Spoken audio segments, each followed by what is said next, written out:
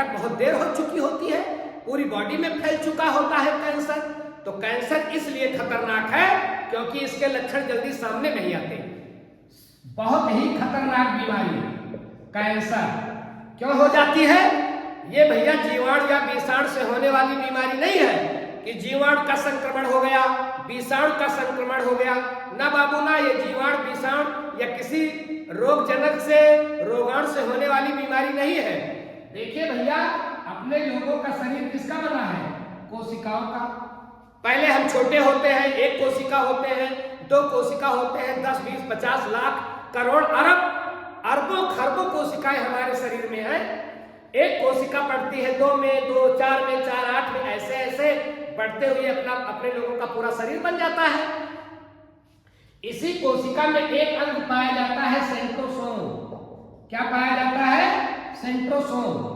जब ये सेंट्रोसोम बढ़िया से काम करता है तो अपने लोगों के शरीर में कोशिका का जो बंटवारा है, मतलब कोशिका का जो विभाजन है, एक कोशिका से दूसरी कोशिका और दूसरी से चौथी कोशिका जब बनती है तो इसमें सेंट्रोसोम का बहुत बड़ा रोल होता है।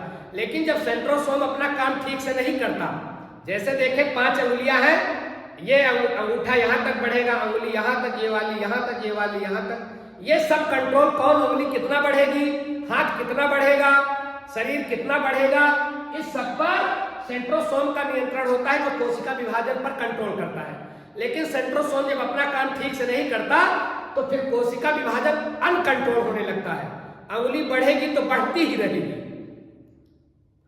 शरीर में जो है किडनी है, लीवर है, आंत है, अगर उसमें उसकी कोशिका में सेंट्रोसोम अपना काम ठीक से नहीं कर रहा है तो कोशिका बढ़ती है तो बढ़ती ही रहेगी, अनकंट्रोल, अनियंत्रित। बाबू, जब अपने लोगों की कोशिका बढ़ने लगती है और उस पर कोई कंट्रोल नहीं होता है तो वही बीमारी कहलाती है कैंसर। कैंसर क्या है? कैंसर हमारी ही कोशिकाओं की अनियंत्रित वृद्धि। अब जब खूब बढ़ेगी कोशिका, गले में बढ़ेगी तो गला बिन जाएगा। और ये वृद्धि 2 किस्म की होती है, एक वृद्धि बाहर की तरफ होती है, एक अंदर की तरफ होती है।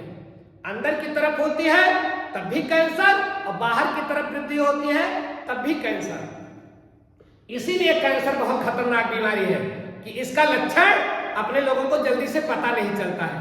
संपूर्ण कैंसर की गतिविधि का अध्ययन कराने वाली विज्ञान की एक शाखा है ऑन्कोलॉजी। याद रखिएगा, कैंसर का अध्ययन कराने वाली विज्ञान की शाखा ऑन्कोलॉजी, कैंसर का अध्ययन कराने वाली विज्ञान की शाखा ऑन्कोलॉजी, कैंसर का अध्ययन कराने वाली विज्ञान की शाखा